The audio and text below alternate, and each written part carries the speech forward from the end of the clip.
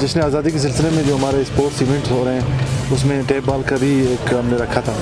तो अल्हम्दुलिल्लाह आज पहला दिन है और आप देखें कि कितना अच्छा एक रिस्पांस आया है क्राउड की तरफ से और लोगों की तरफ से। आज़ादी को मनाने के लिए अब ये एंटरटेनमेंट अपने जो सूबे के जो रहने वाले लोग हैं हर ज़िले में हम ये इस तरह के इवेंट्स कर रहे हैं और मैं खुशी इस बात